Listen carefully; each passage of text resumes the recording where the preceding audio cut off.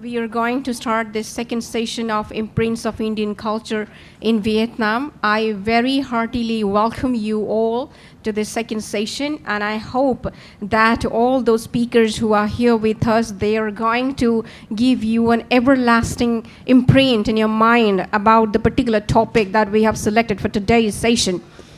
I welcome you all, and before we go to the session, I would like to offer our floral bouquets and felicitate all the guests on the dais. And to do this honor, I first would like to request Dr. Geeta Dubey to present the bouquet to Professor Samir Kumar Das. Geeta Dubey. If she isn't here, I would like to somebody else. I'd like Sahid Bhai to please come and present the bouquet to Professor Samir Kumar Das. Sahid Bhai. He's already here. I request Professor Sahid Bhai to present the bouquet to Professor Samir Kumar Das. Thank you very much.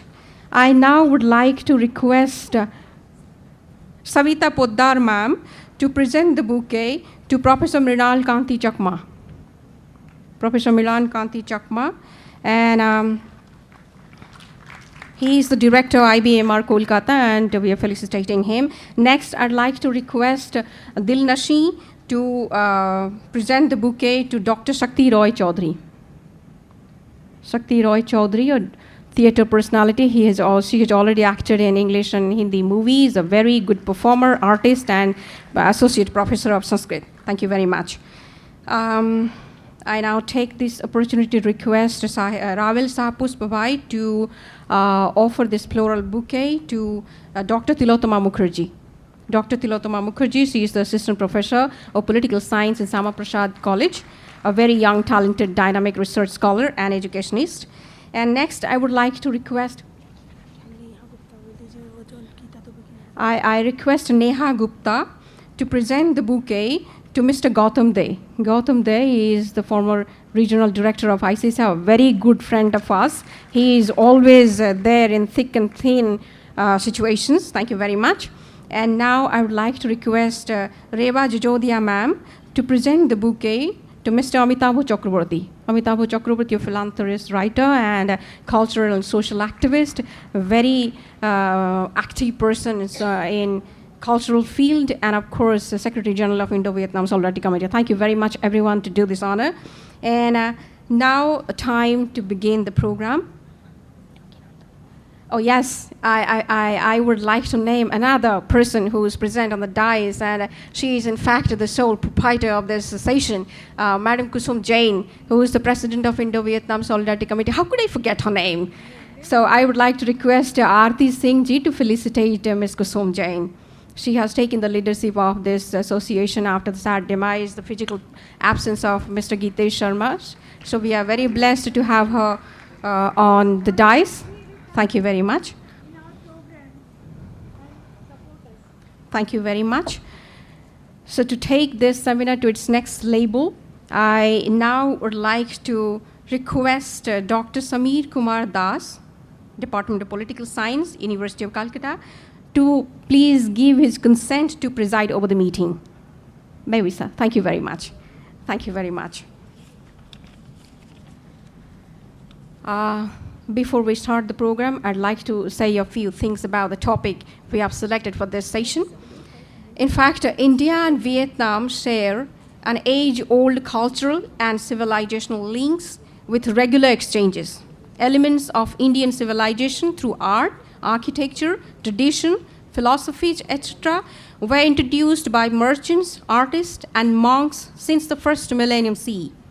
Funan civilization and Champa civilization in South and Central Vietnam played a very significant role in linking Indian cultural elements and practices in Vietnam.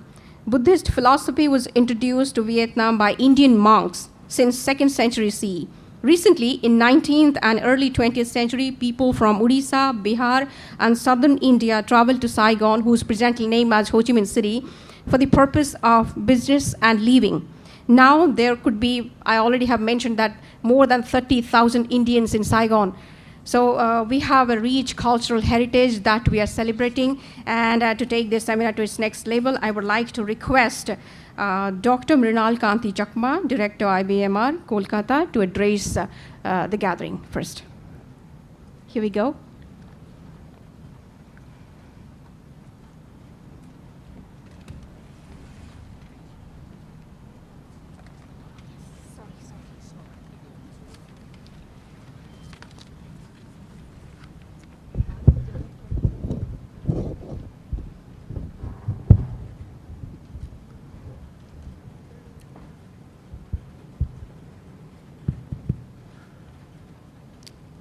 A very good morning to all of you. Respected Chairperson, our beloved teacher, Professor Shamir Das, my co-panelists, friends, and my respected academics, student communities,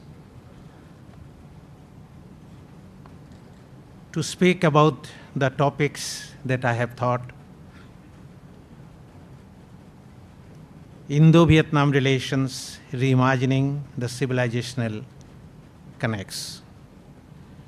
It's a big privilege for me to deliver my brief speech in front of this August gathering.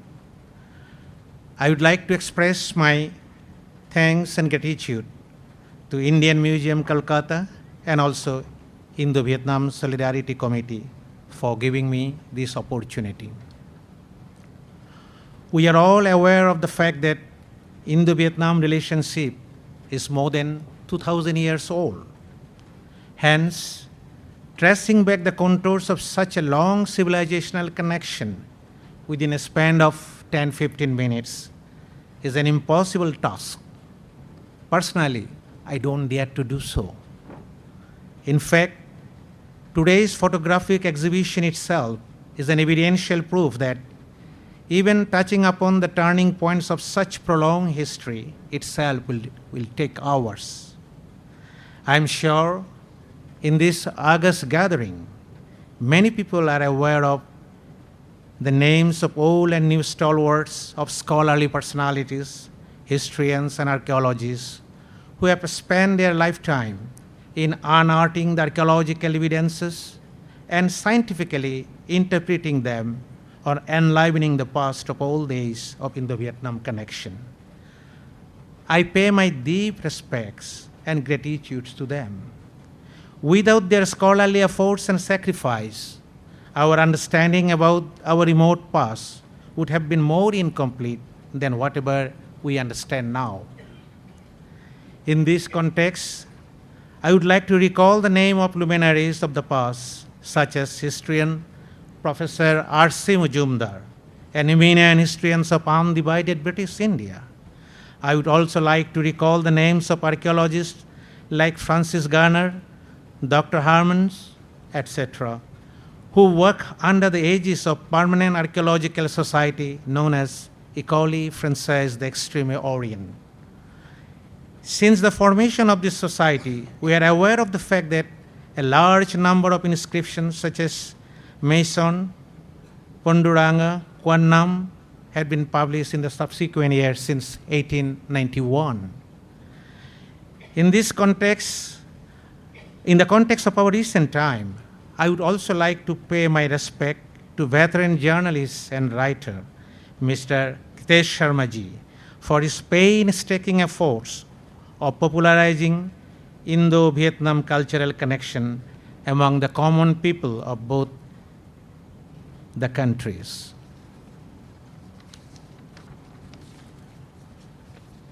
In our journey from the past to present, we have seen both rise and decay of kingdoms and empire. Such process of rise and fall of kingdom and empire has obviously left certain marks in the mind of the people. Reflections of such marks are evident in the beliefs and practices of the people. Very often we classify such beliefs and practices in the domain of culture. Sometimes time and distance also cannot erase such impression from human mind that easily. That is what exactly happened in case of India and Vietnam.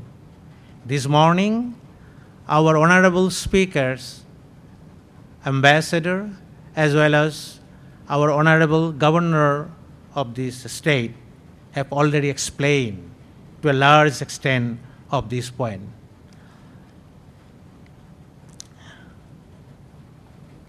The historical city of Champa and the formation of many enclaves named after the regions of India, such as Amaravati in present-day Kuangnam, Vijaya in present-day Mindin, and also Ponduranga, present-day Panrang, etc.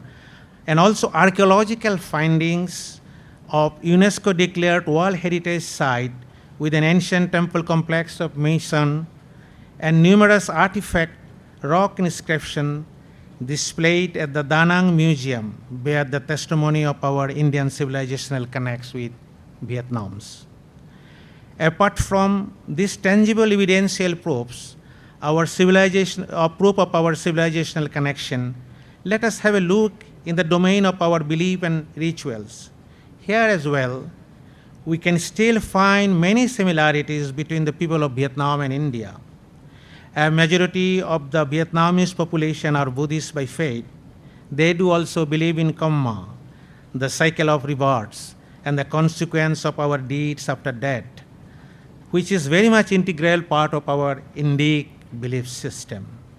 Those who have visited Vietnam and closely observed the different rituals of Vietnamese society in their temple, they might have noticed that they are quite similar to our Indian rituals. Even the way they play their drums and the way they do their chanting tune is quite similar. Let us now have a look at our recent history of colonial experience. Here as well we find both India and Vietnam suffered a lot in the hands of their colonizers, and we share common struggle of liberating our countries from the griefs of our colonial master. This morning already that had been elaborated by honorable guest. And Indian people extended their full support, passionate support to the people of Vietnam in their liberation war. One may still recall the vibrating slogan in support of Vietnam Liberation War that echoed the Kolkata street or elsewhere in Indian city. This morning, I think, Honorable Ambassador already mentioned the name of the first two lines, Amar Naam, Tomar Naam, Vietnam, Vietnam. But let me add two more lines, Bhule Javo Baper Naam, Bhulbo Na, Vietnam. And those are the words exactly, had been reverberated, echoed in the streets of Calcutta during the early 70s. Nothing more can be expressed than this as a spontaneous support for liberation of a friendly people in their freedom struggle. We can also see the role of India after the Second World War, when India was made the chairman of the International Commission for Supervision and Control to implement the 1954 Geneva Accord and facilitate the peace process in Vietnam. In the subsequent years of 1954, Indian Prime Minister Jawaharlal Nehru visited both North Vietnam and South Vietnam and engaging himself into the peace process of Vietnam. However, he was more impressed by Ho Chi Minh than the most popular leader of North Vietnam. Then, of course, Dinh Diem, the Prime Minister of South Vietnam. Indian position was very much clear with regard to American involvement in Vietnam in 1961. Nehru emphasized that US must stay out from Vietnam. Apart from Jawaharlal Nehru, Indian President Rajendra Prasad also visited North Vietnam in 1959 and gifted Ho Chi Minh a Bodhi tree, which was planted in the Tran Quoc Pagoda, the oldest Buddhist temple in Hanoi city. And it's ought to mention here that this Bodhi tree has since then become the symbol of peace between India and Vietnam. Again, during Indian President Pranab Mukherjee's visit to Vietnam in September 2014, he also gifted the second Bodhi tree to President Truong Tan Seng, which was planted in the presidential palace in Hanoi. In recent years as well, we can see exchange of high-level visit of head of the governments of India and Vietnam. In the list of the head of the state visits from Indian side, we can mention the names such as Atal Bihari Vajpayee, who visited Vietnam in 2001, Somnath Chatterjee, our Lok Sabha Speaker, visited in 2007, President Pratibha Patil visited in 2008, Prime Minister Manmohan Singh visited in 2010, President Pranab Mukherjee in 2014, and Prime Minister Narendra Modi also visited in 2016. Of course, the list doesn't stop here, it continues. Similarly, there has been also visits from Vietnamese side, by many other dignitaries like President, Secretary General of the Communist Party of Vietnam, Long Thang Mans visited in 2005, which was followed by the visit of Prime Minister Nguyen Thanh Dang in 2007, and Vice President Nguyen Dinh also visited in 2009, and 2018 Prime Minister Nguyen Xuan Phuc visited India as the chief guest of our Republic Day Parade. All these high-level visits signify our warm relationship with Vietnam and stress the importance of our mutual cooperation in the field of economy, business and trade, strategic and security, and also defense cooperation. We do also observe cooperation between India and Vietnam in the field of development assistance, scientific and technical fields, tourism sectors, as well as cultural cooperation. Here, I would like to talk a little bit on the last topics, cultural cooperation. Cultural cooperation has its own significance in terms of people-to-people connection. We are aware of a good number of initiatives that had been undertaken in recent times. This morning already it has been mentioned about the Swami Vivekananda Institute, which was established in Vietnam in 2007 in April. And our country also organized different type of festivals. And there had been also observance of Yoga Day in Vietnam in 2015. And Indian flame festivals were also organized in different cities of Vietnam, in the cities of Da Nang, in the cities of Hanoi, in the cities of Ho Chi Minh. In 2015 December, Indian film festivals have been organized. And this morning, also, one of the speakers elaborated how we got permission from the government of Vietnam for, I think, flaming over there, which is a very rare in a socialist republic like Vietnam. It's not that many other countries are given that kind of permission. I consider it as a very good gesture from the part of government of Vietnam for allowing our actors to do their necessary flaming exercise there. We must acknowledge that most of these events organized by the state or sponsored by the government. But there are some efforts by some other individuals, people-to-people connections, which are not driven by the state power or sponsored from the state fund. Such kind of events are also there. In this context, I would like to mention to you one of the very famous Vietnamese personality, less known to our country, but played an important role, one of the most important role in this country. He is Reverend The Huyen Dai. He is a Buddhist monk, came to India in Bodh Gaya in the early 70s, but keep on living in India, Bodh Gaya, as well as in Nepal, Lumbini, and made this country as his own country. He played an important role in peace process of Nepal. He took his life risks to meet the then supremo of Maoist guerrilla, Prachanda, current Prime Minister of Nepal. And it was very fascinating story, and it has been published in few books, but unfortunately, many of us may not know about him. And recently, I met him, and he was, so passionate about the, resolving the peace, resolving the conflict in Myanmar. And we had a long discussion, He said, this country has only one strongest binding force, that is ahimsa, the message of peace. And that particular non-violent aspect, the ideals of Buddha, the compassionate love of Buddha, is the only one force that is the only one solution to resolve the conflict in this world. At least he was successful in resolving this crisis in Nepal. So, with his peace message, I would like to end my brief speech here. Thank you. Sabbe shatta shukita hantu. May all beings be happy and peaceful.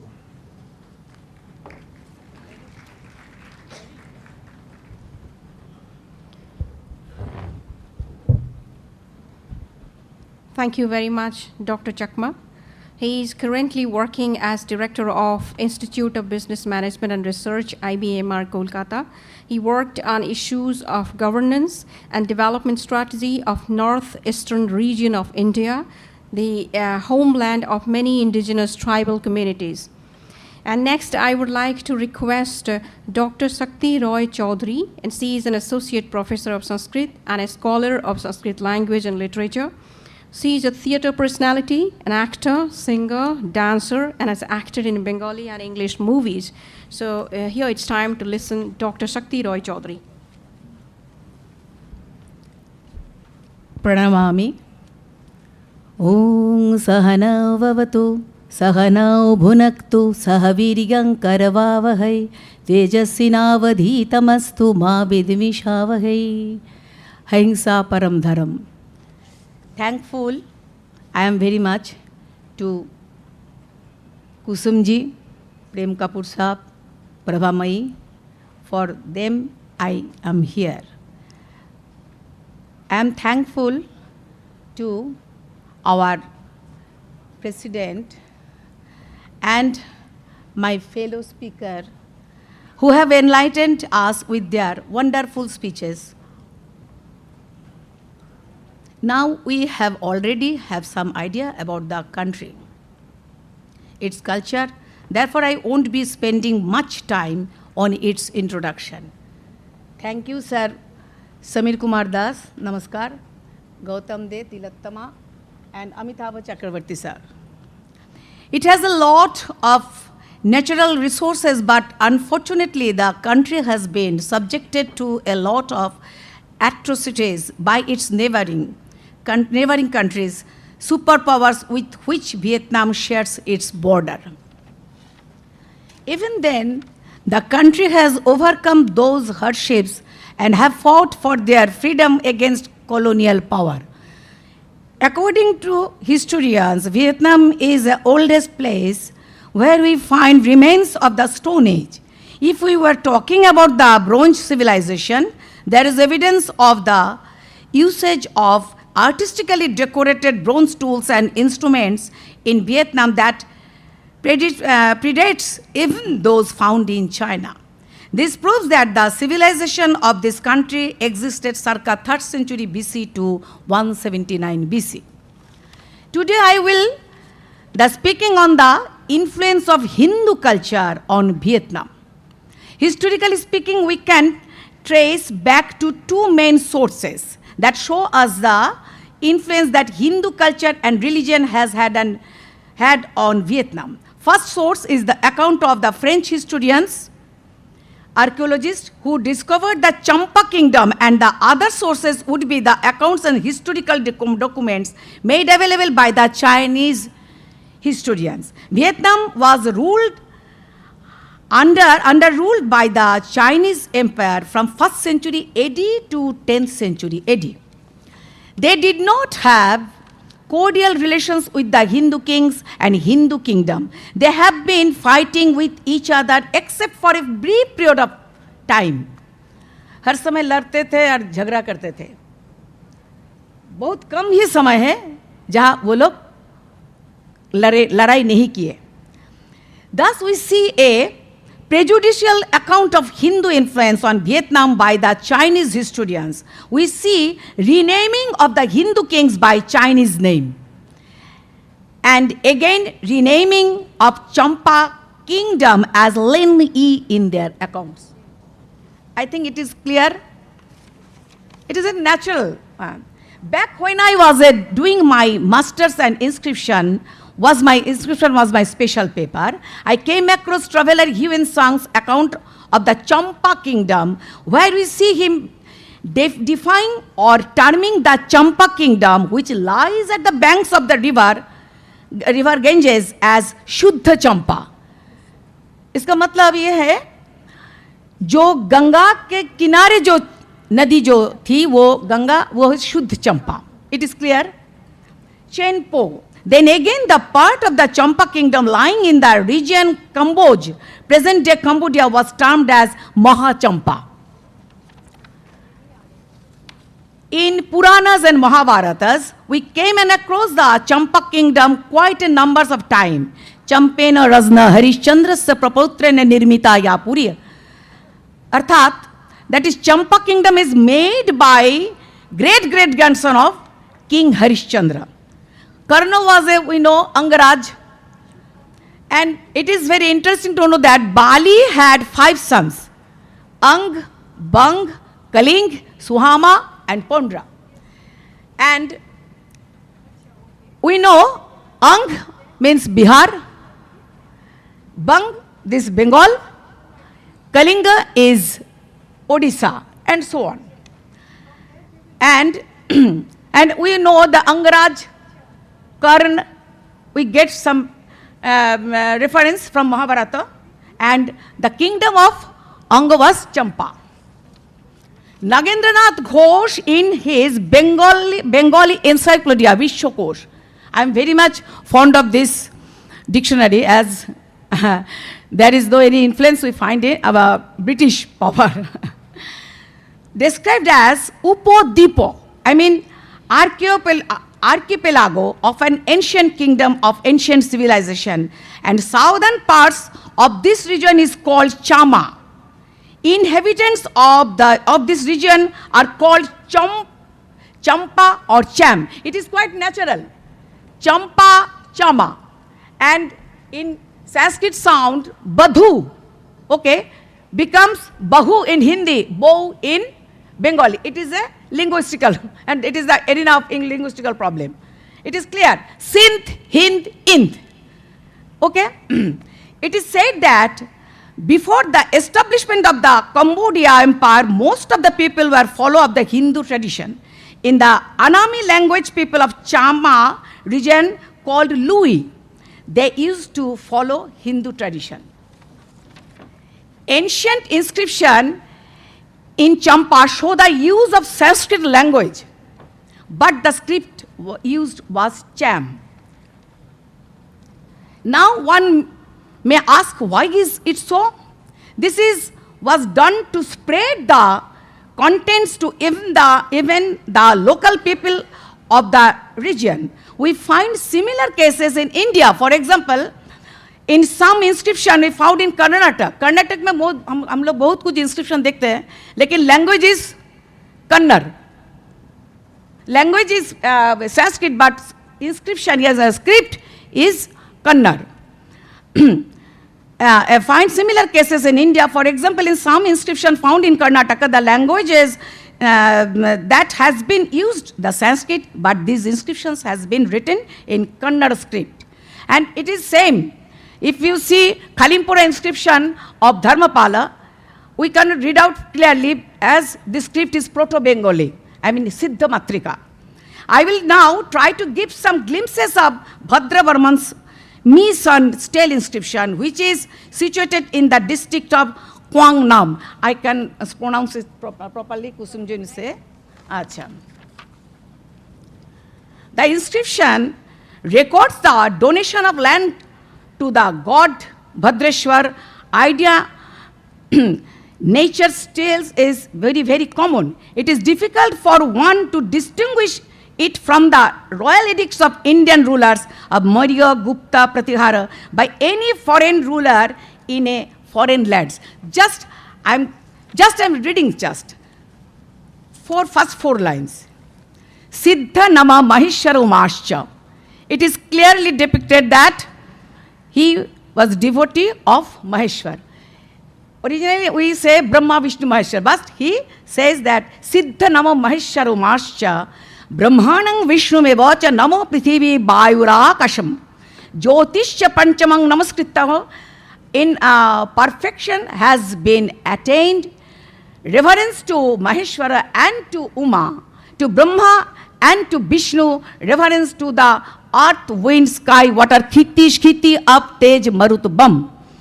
सबको प्रणाम करते हुए ये शुरू किया, इन्होंने शुरू किया. Last line, very generous by nature, the king says, यदि विनाशायश्च जन्मनि जन्मनि वो युत्सु कृतं तन ममुस्यात्. Very clear. He is not revengeful king. He is so generous. He said, if you destroy it, all your good deeds in your different births shall be mine. इसको destroy करोगे तो तुम्हारा जो अच्छा कर्म वो मुझ पर थोपा जाएंगे. I can't speak Hindi fluently, but I'm trying just, I think all of you students of Hindi based, huh? Okay? Thank you. Next one he says, and all the bad deeds done by me shall be yours. मेरा पूरा बुरा कर्म जो हम करेंगे वो तुम्हारे माथा पर थोपा जाएगा, बस. So it is very nice, and I think it is this inscription 4th century AD. Okay, and Bhadravarman Bhadrashwara is a king of that time. Next, now let me enumerate few similarities in the Sanskrit languages, communities in words that are used in the Sanskrit language and the Cham language. Cham or Sham language. What is this? In Sanskrit, we use Arya. It becomes area. Manusha. In Sanskrit, we say Manusha. In Cham, Monakshka.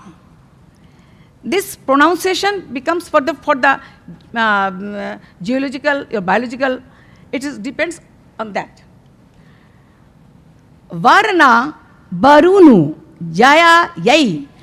And some words just says Aditya, Adit, Indraraja, Indirai, Bharya, Bhara, Nagaraja, Nugurai. Very similar, okay. Now, when I was a student of Sanskrit BA honors, already 4 decades have passed, I read the drama Avijnana Shakuntalam. Kalidasa wrote a slok where he depicted his mental condition of King Dushyanta when he unwillingly left the penance of hermitage, first where he proposed his love to Shakuntala. Kalidas says, Gacchati pura sharirang dhagvati paschad sangstitang cheta. Please, now listen. Chinaanshukam evo keta pratibhatang niyamanas. Chinaanshukam. Very notable word, very nice word, as I think I am reading wrong way. Trinanshuko. No. Chinanshuko, China silk. Please. Forward moves my body. मैं सामने जा रहा हूँ. While backward runs the restless heart. मेरा चंचल हृदय पीछे पड़ा है. Like the China silk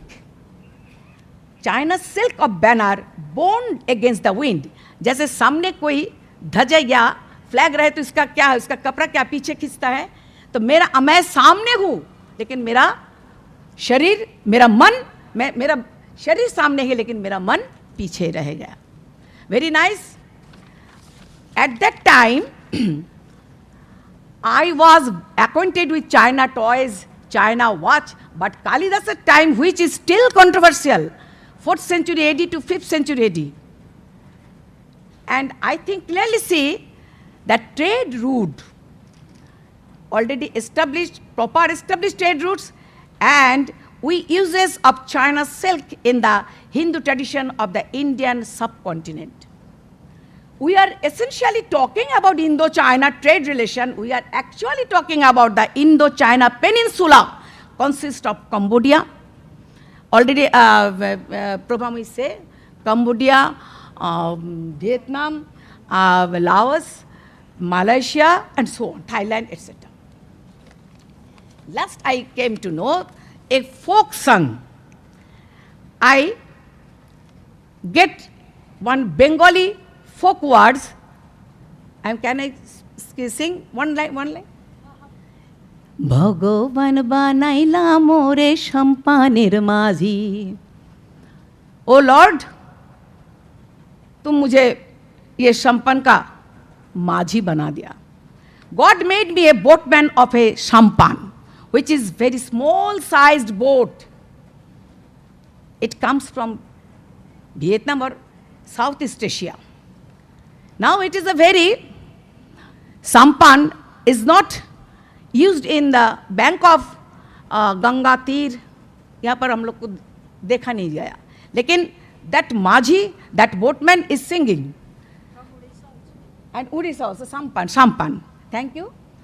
Historically, sampans have plied the surface transporting people and goods, but during the Vietnam War, they filled the gap with transporting both weapons, combatants, and materials that were used to wage war against American forces operating on the waters, in the air, and on land. Now, I will conclude my presentation with few more lines. Enumerated with influence of Indian language being, and we are other than that, we also see the Indo-China peninsula has adopted all these traditional Indian mythology, stories, Ramayana, Mahabharata, and we see that stories are adopted by their own way and assimilating with their own culture. We still find the inscription where we see the Valmiki's Ramayana, 2-4 lines, etc. Now, I conclude the speech. Let me quote a few lines from our beloved late Gitesh Sharma ji, Comrade Lal Selam. I think he is with us. With a very, very interesting words I am quoting here. With the decline of the Hindu kingdom, its rulers assimilated themselves with the mainstream of Vietnamese society, with a nominal distinction in their identify as champs, and their numbers is about 120,000 even today. It is worth mentioning the Vietnam Hindu society did not have the Sudras. It is very interesting, and I feel thankful and gratitude to Vietnamese people. Still now we are very much suffering with Dalit, etc. So, did not have the Sudras among them, nor were they rigid in their caste division. Unlike India, they were flexible enough to have commensal and matrimonial ties among each other. Thank you. Thank you.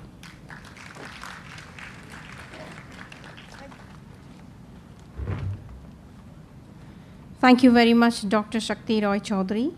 Now, I would like to request Mr. Gautam De. He is the former Regional Director, ICCR Kolkata, a social and cultural activist, mentor of URI, East India regional team, and a very good supporter of our Indo-Vietnam Solidarity Committee. Here we go.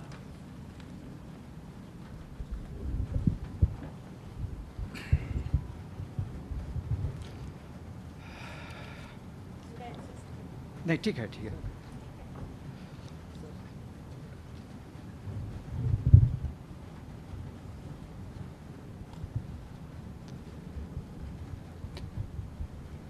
Good afternoon to everybody, distinguished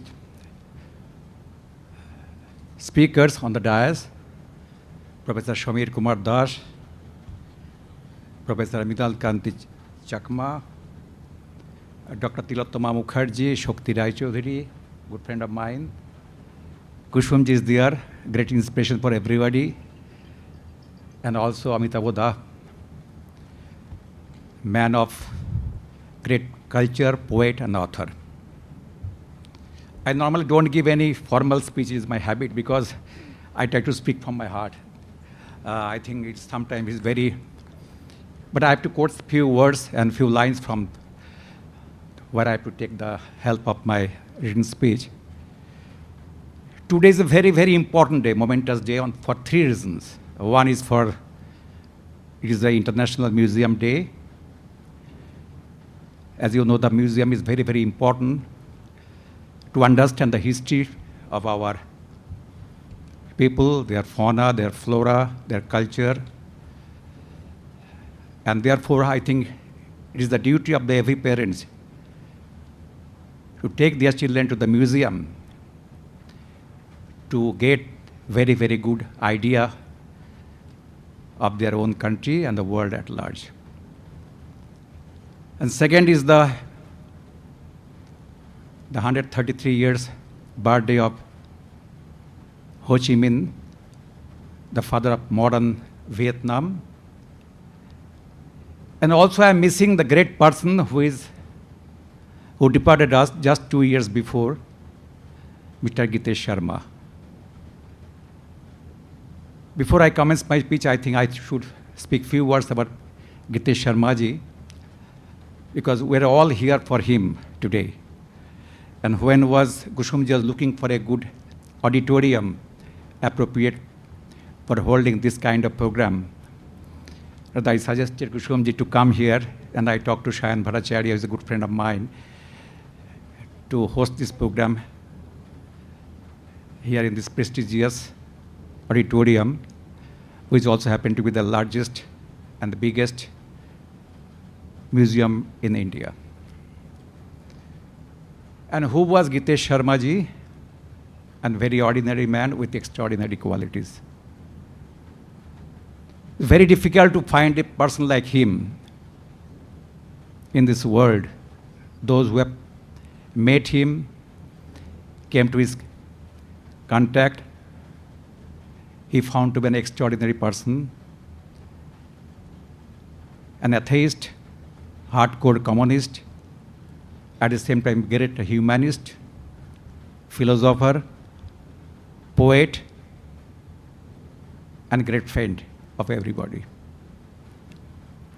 He embraced all religions, caste and creed, and he always tried to create a society where there is no violence, there is no animosity. And at the same time, he's a great defender of justice. I have seen him. And he's also a man of all seasons. Whenever you need any help from him, he is the first person to extend his helping hand. He gave hope when you were in despair. When you were sorrow, he'll give you joy. And he'll give light when you're in darkness. That is the beauty of Gitesh Sharma. He's a perfect embodiment of great humanity. It's very difficult to find in this present world. And also his guru, Ho Chi Minh. The Ho Chi Minh means the bringer of hope and light. The meaning of Ho Chi Minh is bringer of light, hope and light. And who is Ho Chi Minh? Everybody knows. I think we have already talked extensively about him.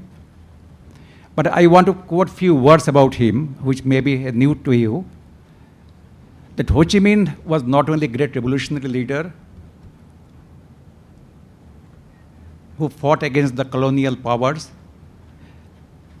more in the light of mold of Yasser Arafat, Che Guevara, Mao Zedong, Lenin.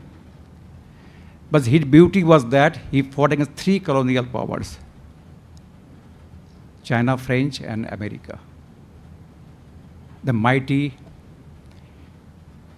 power of America when he started guerrilla war against the, and America suffered the most humiliating defeat in the history of the world. They lost 58,000 American soldiers died in the battle, in the Great War, and more than 2 million Vietnamese also died in the war. He was a remarkable personality. At the same time, being a socialist, he's also a Democrat. He knew the pulse of the Vietnamese people and wanted to see them happy and in peace. He wanted that every Vietnamese should live a life of dignity, a life of peace and happy.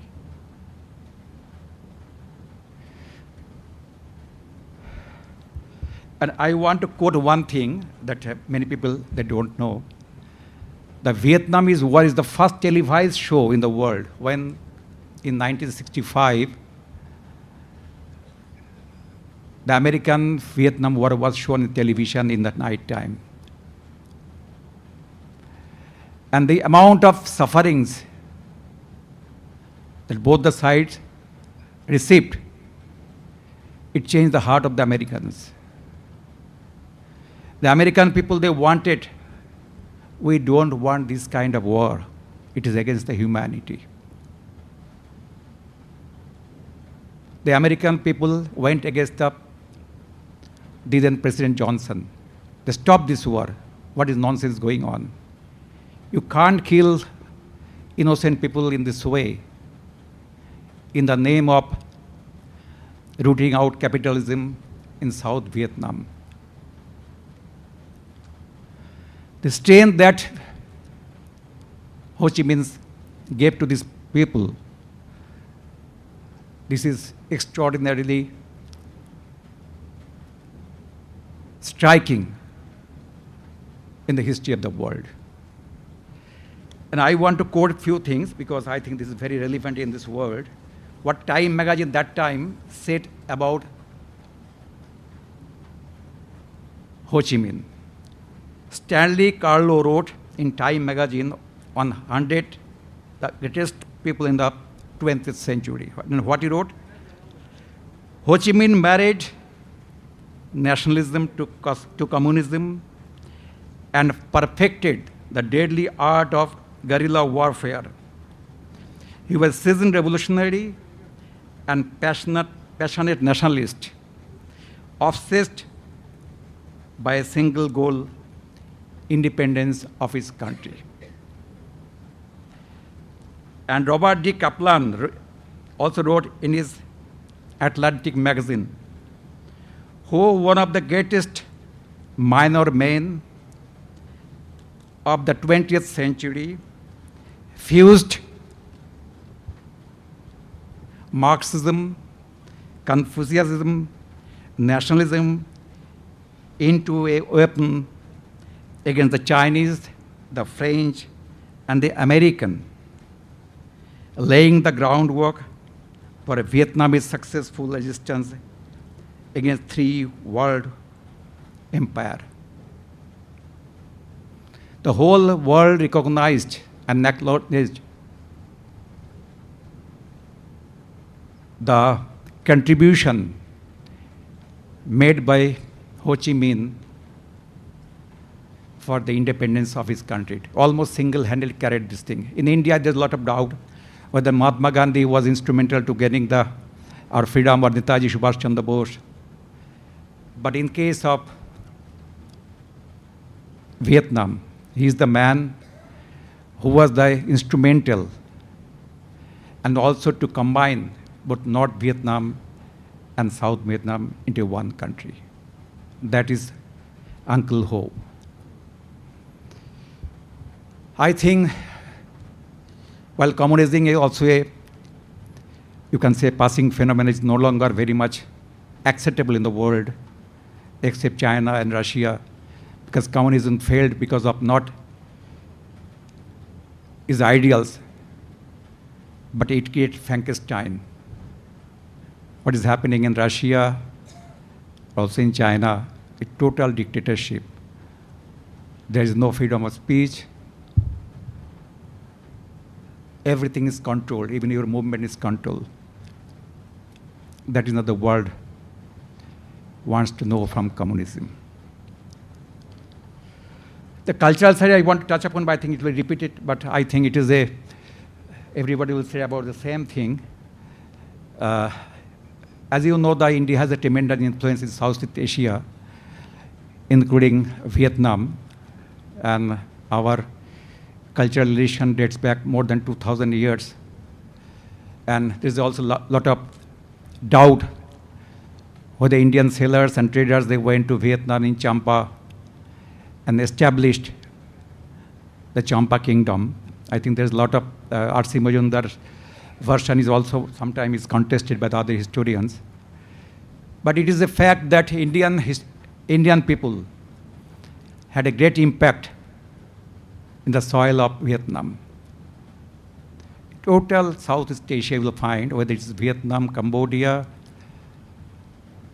or Thailand, Indonesia, Malaysia, even they will find the influence of Hinduism, as my previous friend also told about these things, speakers. And what is the beauty of Hinduism? The Hinduism never persecute. And it is the beauty and inherent, the essence of love and empathy that attacks the people. And they voluntarily accept the way of life of Hinduism. It is not a religion in per se. So I think that's why the Hinduism had a strong foothold in Vietnam, and the artifacts, their culture, and their monuments and temples also reflect that Hinduism.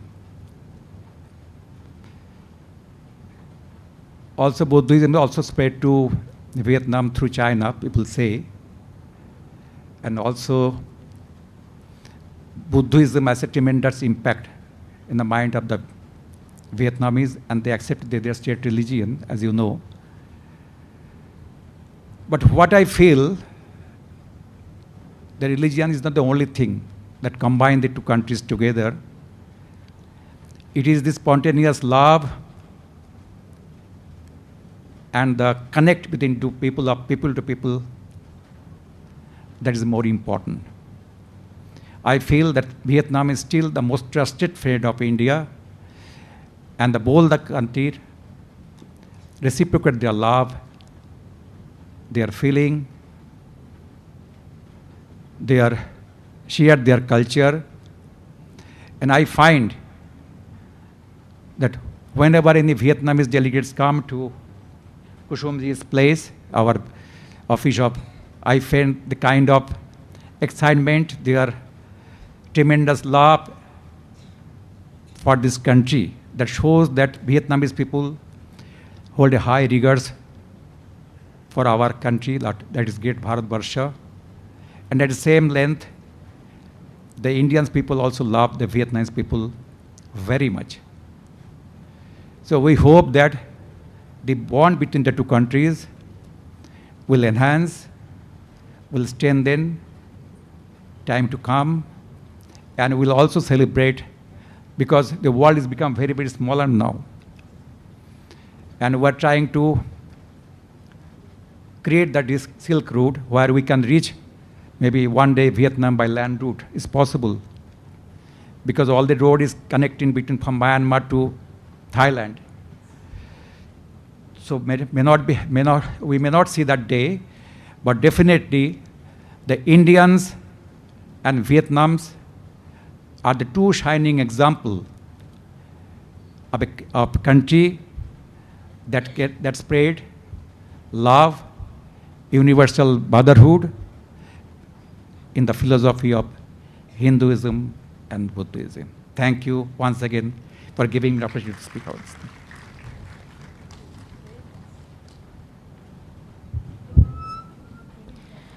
Thank you, Gautam Da, a man of heart, a truest and purest person who's always been a constant support to us. We could anytime depend on him. Thank you for being that support system for us. Now it's time to request Dr. Tilotama Mukherjee. She is an assistant professor and head of the Department of Political Science, Syama Prasad College, Kolkata. And she did her PhD on Indo-Vietnam relations in 2019 from Jadavpur University, so a befitting candidate. We could have never got any other person who could focus on the point that we have selected for today's session. So here time we go and listen Dr. Mukherjee. Thank you. Good afternoon. My deepest regards for Chairperson Sir, for the organizers of this seminar, for my co-panelists, scholars, students who have come today, and friends of Indo-Vietnam Solidarity Committee. I dedicate my talk to the soul of Sri Gitesh Sharma ji, who would often tell me that I needed to reach the sky. The title of my paper is India's Soft Power in Vietnam and People-to-People Contacts.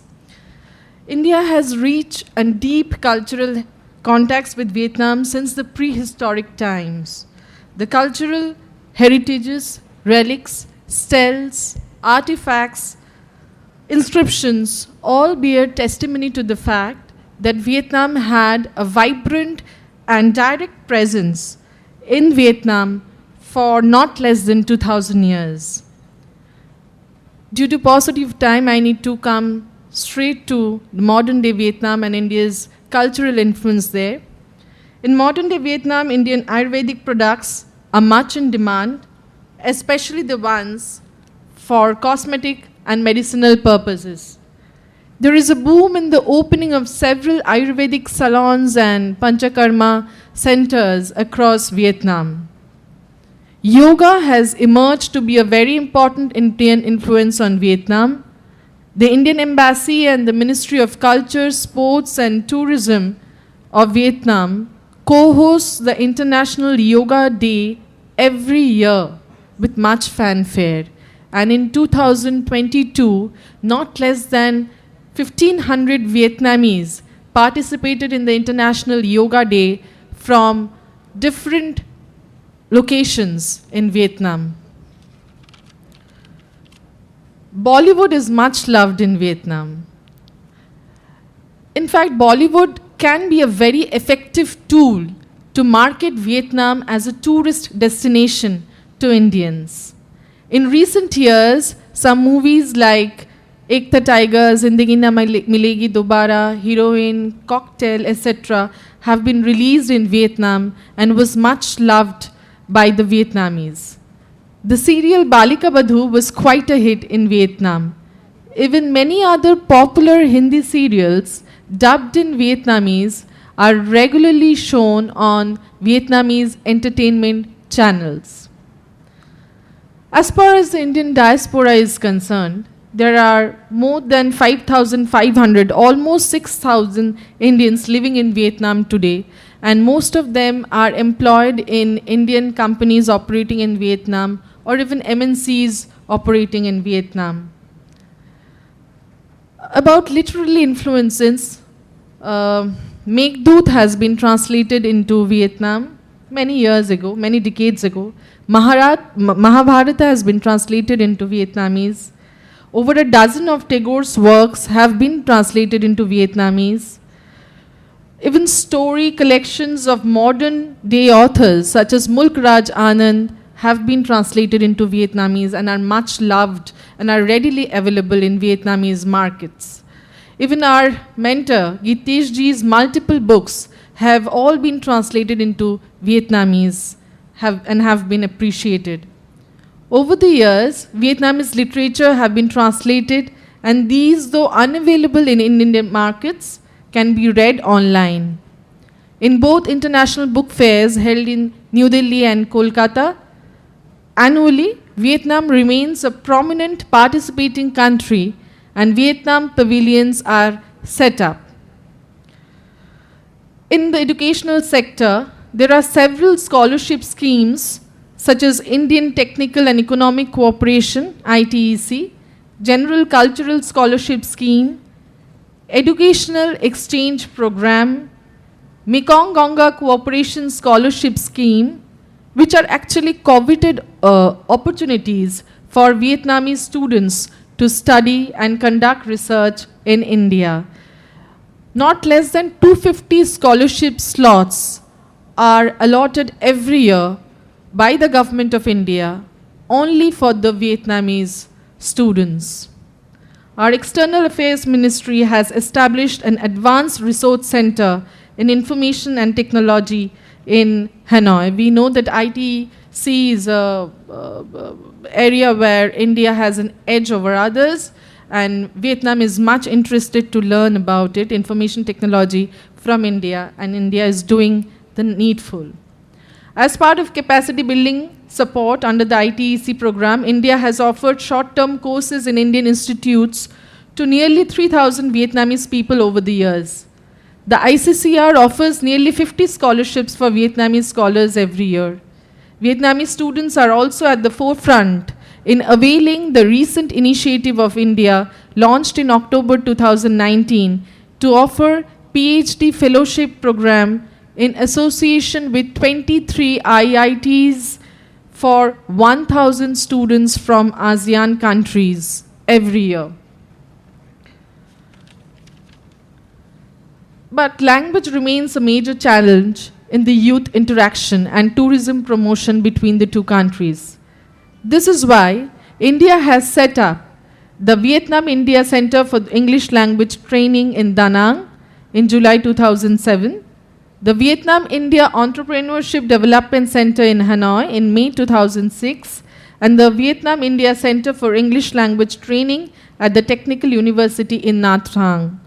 I would like to add here that we are much in need for having a Vietnamese language training center in India. We do not have a functional language training center. We have one in Delhi, but for scholars and students who are interested in Vietnam and its politics, and for people like me who have researched on India-Vietnam relations, we would like to learn the Vietnamese language. So far, we have not met with much luck. So I would like to request Ambassador Sir to please do the needful, if possible.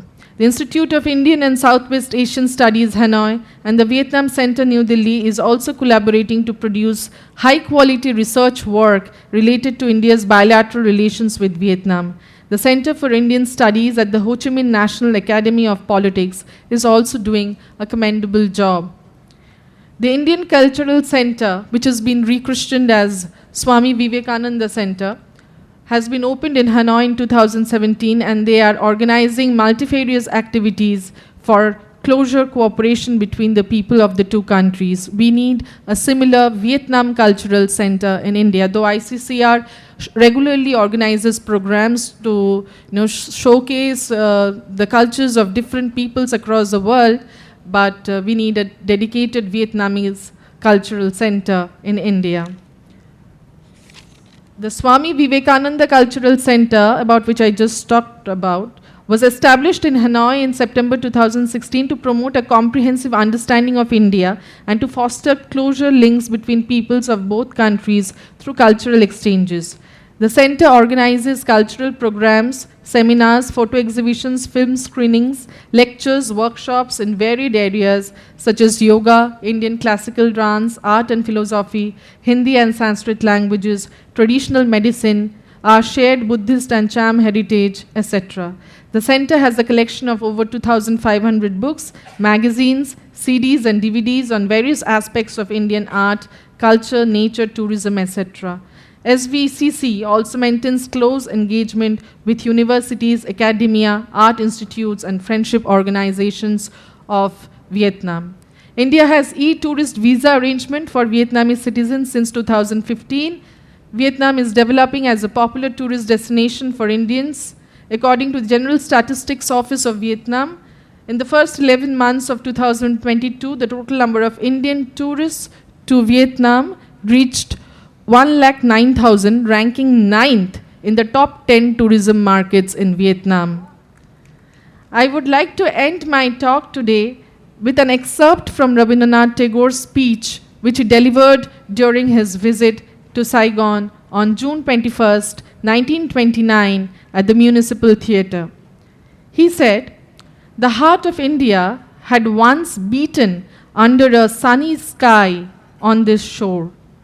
Please note that before human joys and human miseries, my heart always beats with the same rhythm as that those of my predecessors, who in the most distant past lived among you. My voice always expresses man's aspiration toward light, love, and liberty. It is always for the triumph of the divine martyr over all that is basically cruel and meanly selfish. I bring you the greetings of that radiant India, who lavished her light in the land, as well as the message of sympathy and brotherhood of present India, who lives separated from you by geographic distance and by the dead solitude of her own darkness. May we come out of this darkness, may we know each other better." Thank you. Thank you, Dr. Mukherjee.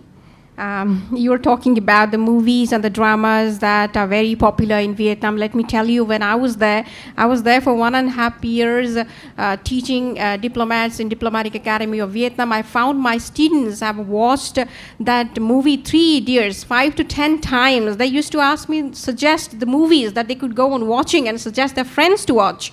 And there were dramas like Is Pyar Ko Kya Naam Do or Diya Aur Bati Hum. Well, some of my friends were very crazy for those dramas. They used to just stay at home during the broadcasting time. So they were just crazy for Bollywood dramas and movies. It's very true. Thank you very much for having a glance on those aspects of the culture, the soft culture that we could work and develop in recent years. Thank you very much. Now it's time to listen to the presidential address of Dr. Samir Kumar Das. He is the Professor of Political Science, University of Calcutta. Previously, the Vice Chancellor of the University of North Bengal. He specializes in and writes on issues of ethnicity, identity, security, migration, rights, and justice. So here I request Dr. Samir Kumar Das to address the gathering and present his presidential address. Here we go.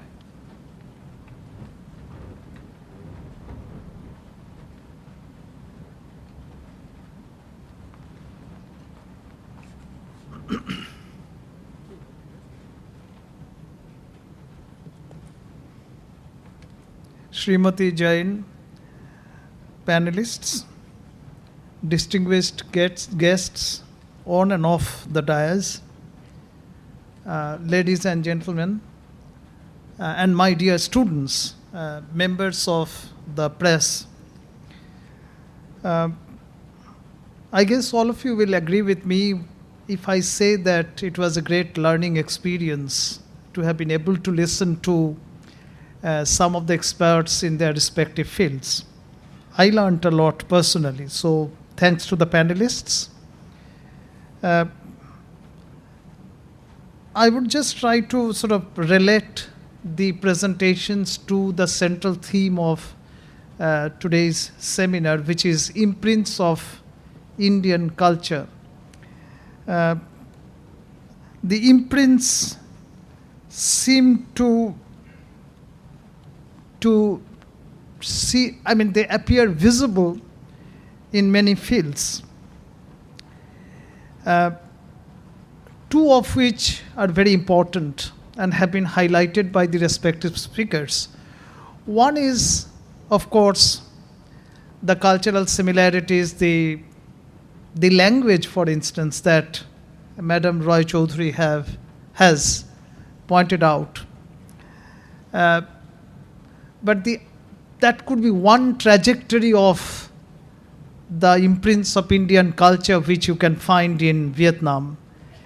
But the other trajectory, which to my mind is very much interesting and may not be centrally related to the traditions and cultures, our two traditions and our two cultures, is the trajectory of liberation war and how, for instance, our two countries have cooperated between themselves. So it would be quite interesting to find out how these two trajectories have converged or diverged at different moments of our history. So if these are imprints, then the question that was addressed particularly by Tilottama is how can we take them forward?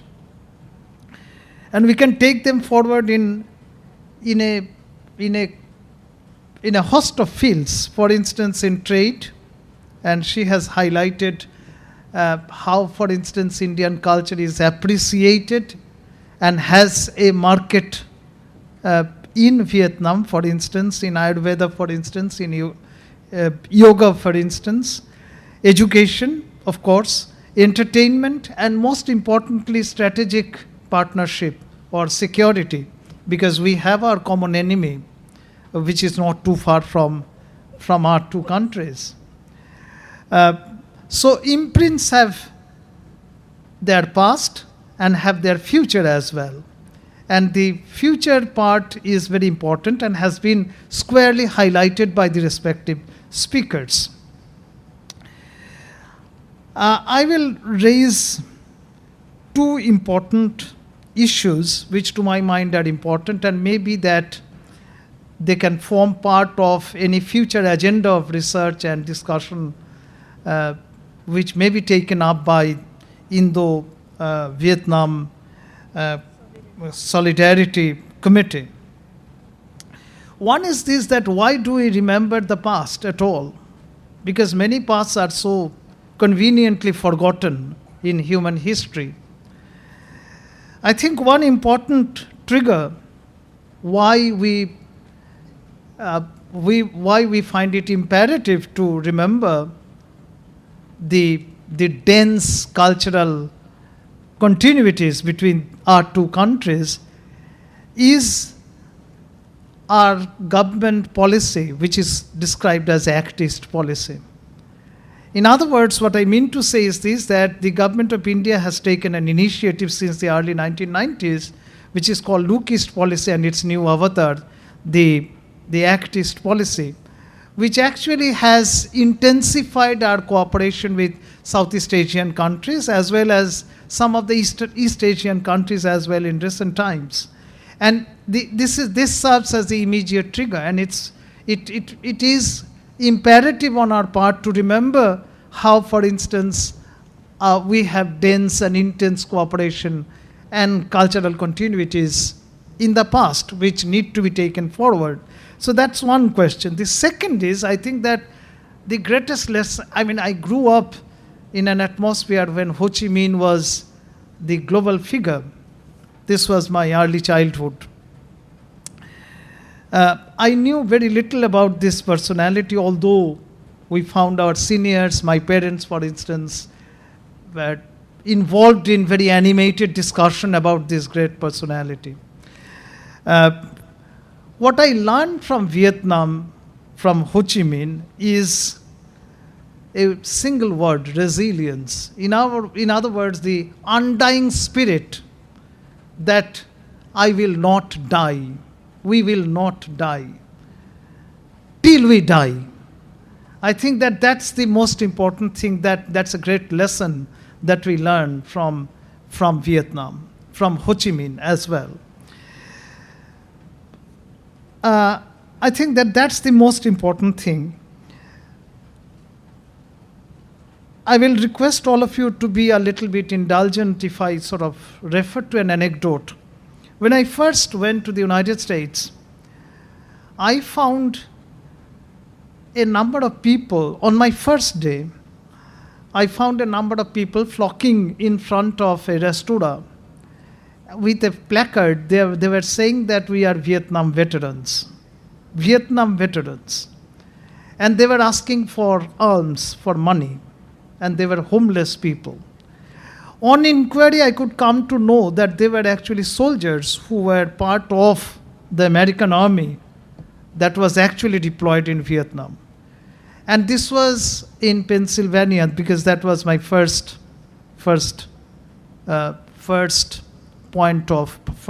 of call.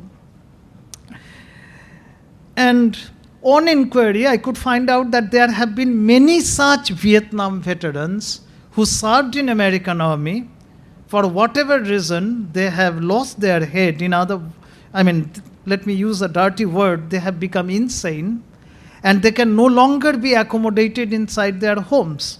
So they have been set off, left by their homes, and they just roam about in the streets and roads of the US, and they ask for money from people.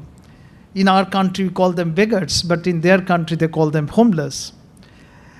In other words, the resilience has this other side of the story, that resilience can actually transform people and can actually make them realize that this was a grievous wrong that they have committed by way of being involved in war. I think that that's the acknowledgement of a great mistake on their part, and that's the reason why, for instance, they have become social misfits, and that's the reason why, for instance, they have to beg, they have to ask for alms in the United States. I think that that's the greatest lesson of resilience, that my undying spirit will also teach you a lesson that all that you do is not always morally right. And I think that that's the moral lesson that I draw from Vietnam, from Ho Chi Minh, a tiny little country that could teach the whole world the lesson of resilience. Thank you very much, and thanks particularly to the Indo-Vietnam Solidarity Committee for having invited me to share a few of my extremely stray thoughts. Thanks once again to the panelists, to the experts, and to the distinguished guests who have assembled here. Thanks very much.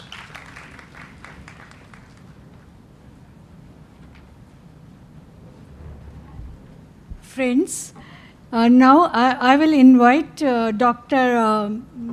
Prabhamesh Samantaroy, who was very efficiently anchoring the program since morning, and she was in Vietnam for 1 year teaching English in Diplomatic Vietnam Academy. For 1 year she was in Vietnam and teaching English there. I think it is in 1916 or 17, like that. So I would like, she has done her doctorate in translation work. Anyhow, she is teaching in Kendrapada University now.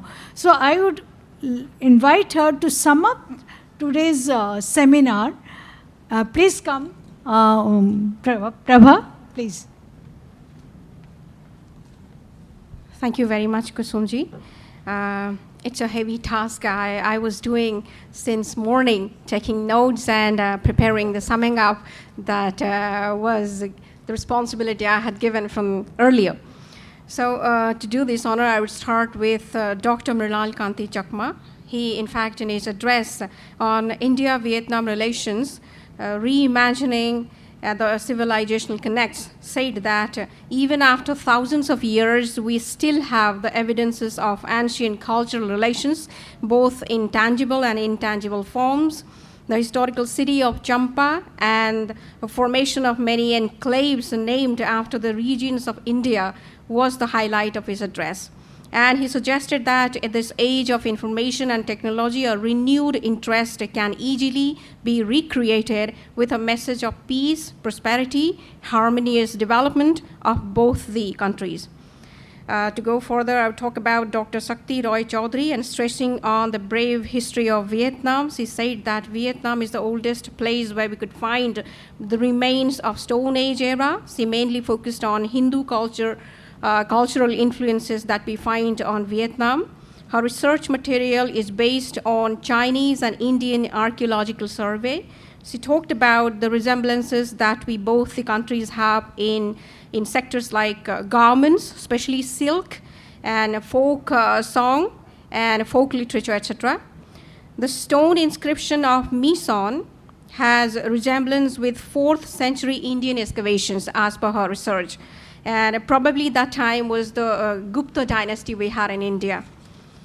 Next, I would move to Mr. Gautam Dey. He gave a very hearty address and started with mentioning the importance of 18th May, today's day, as the Museum Day and Ho Chi Minh's 133rd birth anniversary, and he paid a tribute to Sri Gitesh Sharma, who is the pillar of Indo-Vietnam Solidarity Committee. Mentioning about Ho Chi Minh, he addressed him as a great legendary world leader who bowed down the superpowers of the world like America.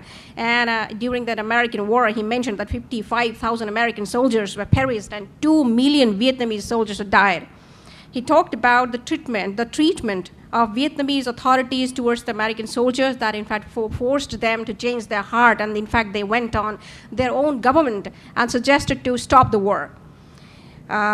He also focused on the beauty of Indian culture and the way it peacefully got merged with the Vietnamese, especially in the central parts of Vietnam like Da Nang.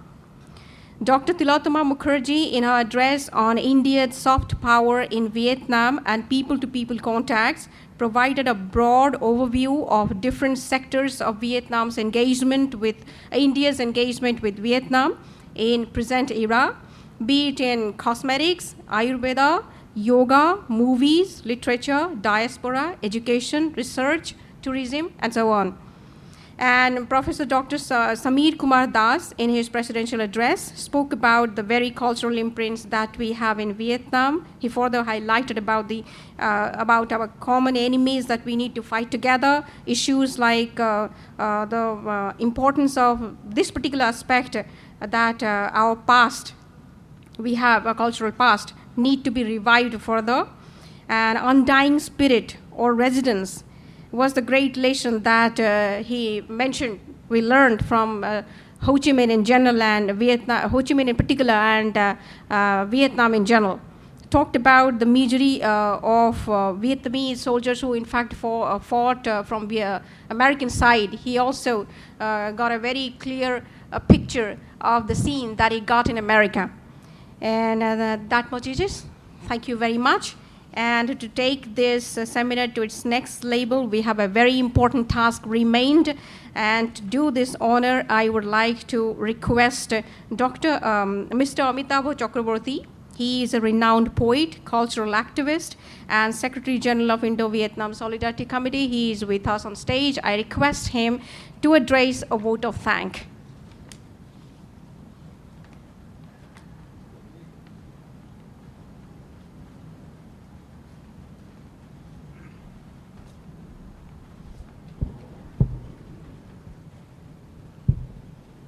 All the dignitaries on the dais and the august gatherings for today's seminar. The very basis of the friendship, deep-rooted friendship between our two great countries is the friend in need is friend indeed. From time immemorial, our deep-rooted friendship is well known. And for today's program, on behalf of Indo-Vietnam Solidarity Committee, we are very much happy that some bright academicians, they took part and they all have well spoken. So for this, we are very much grateful and thankful to all the panelists. And we are very much thankful and grateful to the Indian Museum authorities, without which this type of program, arrangement of this program, was impossible. So, we thank all the concerned staff who are involved in this program today. And the last part, our country, the very basis of which is unity in diversity.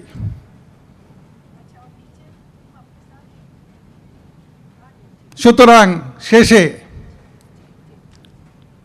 বাংলাতে বিশেষ করে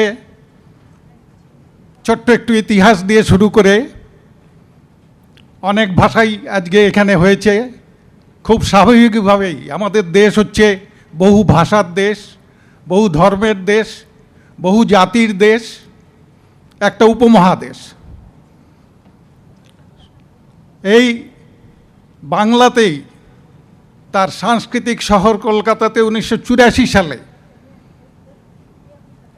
Indo Vietnam solidarity committee তার স্থাপনা হয়। তার প্রথম যে স্থপতি সাধারণ সম্পাদক ছিলেন অধ্যাপক শান্তিময় রায়, খুবই পরিচিত একটি নাম কলকাতায়, এবং তার সভাপতি ছিলেন ভারতবর্ষের গ্রেট পার্লামেন্টেরিয়ান ভূপেশ গুপ্ত, সিপিআই পার্টির অন্যতম নেতা। এবং গীতেশজি তাদের সঙ্গে প্রথম সারিতেই ছিলেন। প্রফেসর শান্তিময় রায়ের মৃত্যুর পর অত্যন্ত যোগ্যতার সঙ্গে, অত্যন্ত কৃতিত্বের সঙ্গে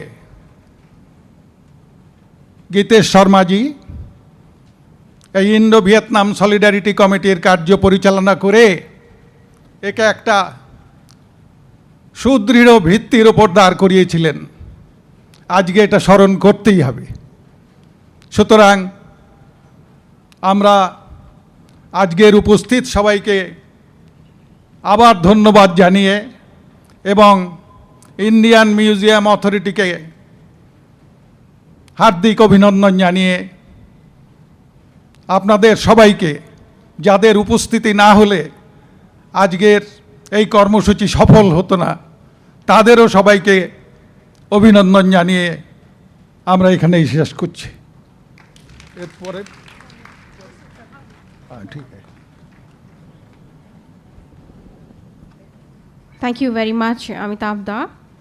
So here we declare the termination of this session. I request, ladies and gentlemen, we have the provision of working lunch. Please collect the packet in exchange of the coupon that you had taken while registration. Thank you, everyone. Yes, that's been available on the ground floor. Yes, that's been available on the ground floor. I request, ladies and gentlemen, to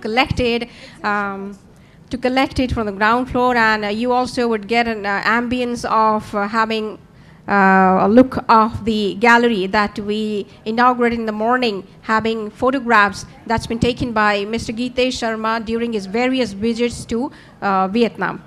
Ladies and gentlemen, let's have our lunch and have a glance of the gallery. I request all the people, all the eminent guests of the dais to please take a few minutes so that we could capture the moment.